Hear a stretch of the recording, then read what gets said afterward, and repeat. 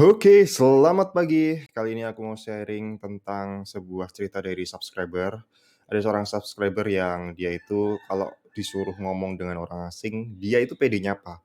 Tapi kalau misalnya sama temen lama, sama tetangga, justru malah malu. Justru malah dia punya anxiety, punya kecemasan. Dan ini sebenarnya bisa dibilang kasus unik, tapi aku juga pernah ngalamin hal yang sama di situasi seperti ini. Beberapa tahun lalu aku ada di situasi kayak gini, aku udah ngerasa aku bisa ngomong dengan orang asing, tapi ketika disuruh ngomong dengan teman lama, sama tetangga, itu zonk ternyata. Dan aku akan bercerita berdasarkan pengalamanku di sini dan ya barangkali kamu bisa mengambil pelajaran dari apa yang pernah aku alamin dan bagaimana aku keluar dari kondisi ini, oke? Dan sebenarnya kenapa itu bisa terjadi ketika ngobrol dengan orang baru, itu ini misalnya orang baru ya, itu kita nggak masalah. Tapi ketika ngomong dengan orang lama atau tetangga, itu baru kita tuh bermasalah, baru kita punya anxiety. Nah, di sini anxiety. Berdasarkan pengalamanku ya, ini terjadi karena pada orang-orang lama, kita itu udah punya sebuah memori, kita itu udah punya ekspektasi, kita itu udah punya trauma bahkan terhadap orang-orang lama. Dalam kasusku, ada yang soal trauma dan ada yang soal ekspektasi. Tapi dua-duanya sebenarnya solusinya sama. Aku akan ceritakan ceritaku terlebih dahulu ya. Bagaimana yang soal trauma. Karena gini, di beberapa tahun lalu lah, itu tuh aku tuh udah nggak punya problem untuk ngomong dengan orang asing. Sama orang baru tuh udah lancar aja gitu ya. Ada momen di mana ketika aku berangkat kerja, nggak sengaja aku tuh bertemu dengan teman SMP-ku. Nah jadi gini, aku naik motor. Kerjaku kan marketing di bank. Jadi aku ketemu dengan banyak orang baru tuh udah setiap hari lah. Di situ kan aku udah nggak punya problem lagi ngobrol dengan orang asing, orang baru itu nggak ada problem lagi karena memang tuntutan pekerjaan, oke. Di sini aku udah nggak punya problem dengan orang baru. Nah, aku naik motor, terus kemudian ketemu dengan teman lamaku, teman SMP. Jadi dia itu adalah seorang guru yang ngajar olahraga. Nah, aku ngelewatin lapangan, karena dia ngajarnya di lapangan kan, terus, ketemu papasan gitu ya. Nah, logikanya sebagai orang yang udah sering ketemu sama orang asing, setiap hari ketemu orang gitu ya, harusnya aku nggak ada masalah kan ngobrol dengan teman SMP-ku. Harusnya nggak ada masalah, harusnya aku nggak bingung. Tapi di sini aku canggung banget. Nah kenapa? Kenapa itu bisa canggung? Karena dulu orang yang aku pernah ini orang-orang yang pernah jadi teman SMP-ku ini dulu adalah orang yang pernah bully aku. Ya, dulu ini adalah orang yang pernah bully aku dan alasan kenapa aku dulu dibully, itu karena dulu belasan tahun yang lalu, ada lebih dari 13, 14, 15 tahun yang lalu, badanku tuh kecil banget. Badanku kecil banget. Badanku kecil, terus kemudian aku tuh pemalu, aku tuh dari luar daerah, aku tuh nggak pinter, aku disuruh maju ke kelas tuh nggak bisa ngomong, bedalah sama sekarang gitu ya. Nah orang-orang, anak-anak dengan tipe badan kayak gini, itu jadi sasaran empuk para pembuli, oke? Dan cerita kayak gini, dan orang ini adalah salah satu orang yang bully aku. Nah, tapi beberapa tahun kemudian, berbelas-belas tahun kemudian, aku berubah jadi seorang yang udah berubah drastis lah. Aku jadi orang yang lebih pede, aku jadi orang yang setiap hari ketemu sama orang. Terus secara fisik, dia bisa dibilang, aku tuh sama orang yang bully aku di sini, itu badanku lebih gede. Kalau dulu aku dibully karena kecil, Sekarang tuh badanku lebih gede, lebih gagah, lebih berisi dibandingkan orang ini. Nah, orang ini itu bisa dibilang sampai dari SMP sampai udah dewasa, badan dia itu stuck gitu loh, stuck-nya itu ya segitu-segitu aja, dibandingkan diriku yang mengalami transformasi yang besar ini ya, tubuhku jadi gede. Nah, secara logika, orang bertubuh gede, orang yang setiap hari bisa ngomong, orang yang setiap hari itu nawarin produk bank, itu nggak ada rasa canggung lagi, nggak ada rasa canggung harusnya secara logika, apalagi badannya lebih gede dibandingkan orang yang pernah bully. Apakah itu sebuah dendam? Apakah aku punya dendam? Sebenarnya enggak juga.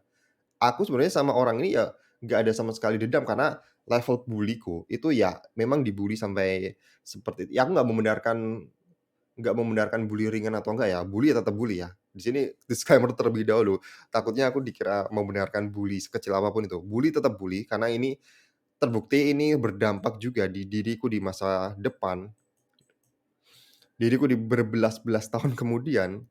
Aku jadi orang canggung ketika bertemu dengan orang yang membuli aku, dan ini real terjadi. Ini real terjadi. Aku jadi canggung, nge-freeze, gak tahu harus ngomong apa. Apakah karena aku takut? Secara logis, aku nggak ada alasan untuk takut dengan orang ini ya, karena aku punya jam terbang ngobrol dengan orang, terus badanku juga gede.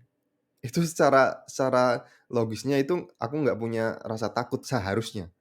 Tapi di alam bawah sadarku, di dalam apa ya, sesuatu yang ada di dalam memori lama, itu ternyata aku punya rasa takut. Aku punya semacam trauma, karena dulu pernah dibully, oke? Dan ini real terjadi, ini real terjadi. Jadi rasa takut traumaku itu yang membuat aku canggung. Padahal kalau misalnya dipikir secara logika, badanku gede, aku bisa ngomong, tiap hari aku bertemu dengan orang, tapi ketika bertemu dengan orang yang spesifik, itu aku canggung. Dan mungkin ini yang terjadi pada dirimu ketika kamu bertemu dengan teman lama, ketika bertemu dengan orang-orang yang pernah ada di masa lalu. Ya nggak tahu ya barang apakah kamu dibully atau enggak, aku nggak tahu. Tapi ada semacam memori di masa lalu yang itu membuat kita itu jadi apa ya, jadi berpikir bahwa kamu sebenarnya nggak takut, tapi ada ketakutan yang itu nggak bisa dijelaskan secara logika, oke? Dan kalau misalnya dalam kasus tetangga, aku juga punya kasus dalam tetangga gitu ya. Jadi dulu orang tuaku itu menyekolahkan diriku di tempat jauh yang belasan kilometer lah, belasan kilo. Alasannya adalah karena untuk agar diriku setiap kali pulang sekolah itu udah capek duluan, agar tidak bersosialisasi di masyarakat, agar tidak bersosialisasi dengan anak-anak tetangga. Kenapa? Karena dulu lingkunganku itu adalah lingkungan yang kurang bagus lah. Orang tuaku tuh nggak mau kalau aku terlalu bersosialisasi dengan warga sekitar. Nah, itu memang yang terjadi. Dan ya, orang tuaku memang punya tujuan agar ya udah aku fokus belajar aja lah. Pulang sekolah capek karena jauh, terus tidur, bangun bangun-bangun malam belajar lagi, ya udah kayak gitu, repeat terus. Aku jadi nggak pernah sosialisasi dengan tetangga, nggak pernah ngobrol dengan bocah-bocah di sekitar kampungku. Alhasil, aku nggak punya skill sosial. Aku nggak punya skill bersosial sampai sekitar umur 20-an akhir lah. Ketika aku udah mulai kerja di bank juga itu, ketika aku udah mulai ngonten juga, aku tuh udah punya kemampuan untuk ngobrol. Tapi ketika aku disuruh ngobrol dengan tetangga, itu tetap ada rasa canggung. Kenapa? Karena gini, setelah aku mencari tahu, kenapa aku ketika ngobrol dengan tetangga itu justru malah canggung, ada semacam ekspektasi dari tetangga, dari orang-orang yang pernah ada di lingkunganku dulu. Ekspektasi yang ada di dalam kepala mereka adalah, Nanda itu adalah orang yang pendiam, Nanda itu adalah orang yang tidak bisa bersosialisasi. Nah, ini ekspektasi mereka tuh kayak gitu ya. Dan kadang itu membuat diriku jadi takut, kembali lagi, rasa takut, cemas karena dikira so asik, dikira SKSD. Karena kita udah menciptakan memori di masa lalu bahwa kita adalah orang yang pendiam, aku adalah orang yang pendiam, aku adalah orang yang nggak bisa ngomong, nggak bisa nyapa gitu ya. Nah, inilah inilah problemnya ketika seseorang itu bisa bertransformasi. Problemnya ini, karena memenuhi ekspektasi dari orang-orang ini, secara logika kita tahu bahwa, "Oh, aku sekarang pede-pede aja." Tapi ketika disuruh untuk ketemu, ternyata memori-memori itu nyangkut gitu loh. Dan itu yang memang terjadi pada diriku. Dan solusinya gimana? Solusinya gimana? Solusinya adalah ketika bertemu dengan orang-orang lama, kamu katakanlah kamu adalah sekarang orang yang udah udah berubah lah, kamu udah nggak kayak dulu lagi. Solusi bertemu dengan orang lama adalah kill yourself. Maksudnya kill yourself itu bunuh dirimu di masa lalu. Lupakan semua memori di masa lalu kamu tentang dirimu. Ini yang memang harus kamu lakukan. Selama ini kamu berpikir, "Oh, aku dulu pendiam, dulu aku nggak bisa ngomong." Nah, hal kayak gitu nggak usah diingat-ingat lagi. Kamu harus bunuh dirimu di masa lalu, kemudian anggap orang-orang ini, anggap ya kayak teman lama, keluarga, tetangga, ini sebagai orang baru. Anggap mereka sebagai orang baru. Entah apakah kamu itu dibully atau enggak, anggap mereka sebagai orang baru. Ini akan jauh secara mental, ini akan jauh lebih meringankan diri kita ketika harus menyapa, ketika harus ngobrol. Ya udahlah, basa-basi lagi. Ya udah, anggap aja mereka itu nggak pernah ada di diri kamu di masa lalu. Anggap aja mereka orang baru. Anggap aja kamu lagi kenalan sama mereka. Mungkin awalnya mereka akan syok. Orang-orang yang pernah kenal kamu, tetangga-tetangga kamu mungkin akan syok. "Loh, kayaknya dulu nggak gini deh dia. Loh, kok dia sekarang ramah banget ya? Loh, kok sekarang dia udah berani ngomong ya?" Pasti akan muncul pertanyaan-pertanyaan seperti itu. Tapi percayalah itu nggak akan berlangsung lama. Pengalamanku itu sampai sebulan nggak sampai sih. Mungkin 3 minggu udah orang akan ngeh, "Oh, sekarang dia udah berani ngomong." Oke, jadi itu yang pengen kusampaikan di video kali ini. Ketika kamu bisa ngobrol dengan orang asing, tapi kamu nggak bisa ngobrol dengan orang lama, kemungkinan besar berdasarkan pengalamanku, kamu menyimpan memori atau trauma atau ibaratnya tuh kejadian nggak enak. Kalau misalnya kamu pernah dibully atau gimana gitu ya. Kalau dalam kasusku, karena aku dibully sehingga aku ketika bertemu dengan teman lama, teman yang pernah bully aku canggung. Padahal secara logika nggak ada alasan aku untuk canggung, oke. Tapi ya kembali lagi, rasa takut itu nggak bisa dijelaskan. Rasa takut itu, trauma itu memang udah ada di dalam alam bawah sadar kita. Dan caranya untuk bisa mengatasi itu adalah, ya kita harus melupakan diri kita di masa lalu.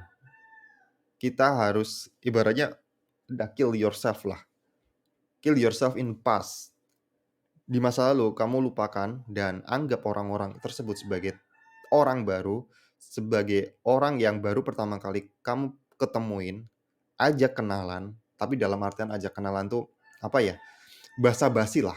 Bukan bukan kalau kenalan aneh juga kamu ngajak kenalan orang yang pernah ada di dirimu di masa lalu. Maksudnya secara harfiah aja, ajak basa-basi, anggap mereka orang baru, yang tidak pernah ada di dalam diri kamu.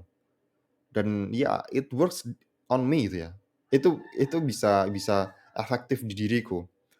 Karena hal-hal yang seperti trauma, ekspektasi di orang lain, itu memang di luar kemampuan teknis. Itu udah di kemampuan mindset kita, bagaimana kita mengatur emosi kita, bagaimana kita mengatur, apa ya, istilahnya penilaian orang pada diri kita. Itu udah bukan di level teknis lagi, itu ada di level mindset bagaimana kita mengatur pikiran kita. Dan ya, itu yang kualami, semoga ini bermanfaat buat dirimu. Dan terakhir aku pengen merekomendasikan sebuah produk, yaitu produk audio afirmasi Brain Boost Stop Kecanduan PMO, Pornografi, Masturbasi, dan Orgasme. Dengarkan audio afirmasi ini selama 30 hari sebelum kamu tidur, sampai dibawa ketiduran nggak masalah. Akan terjadi sebuah perubahan dalam diri kamu dari orang yang selalu kecanduan PMO, menjadi orang yang tidak menyukai aktivitas ini. Karena audio afirmasi ini bertugas untuk memprogram ulang alam bawah sadar kamu. Klik link yang ada di deskripsi untuk mendownload audio ini dan harganya 298. Bisa kamu gunakan sampai kapanpun setiap kali kamu ngerasa kamu kambuh lagi kecanduan PMO-nya. Ini jauh lebih efektif dibandingkan kamu beli banyak produk e-book berhenti nofap yang udah kamu konsumsi tapi nggak berubah pada diri kamu. Ini akan lebih efektif ketika kamu dengerin audio afirmasi ini setiap hari selama 30 hari, itu akan mengubah diri kamu, memprogram ulang alam bawah sadar kamu. Oke, klik link yang ada di deskripsi dan sampai jumpa di video berikutnya.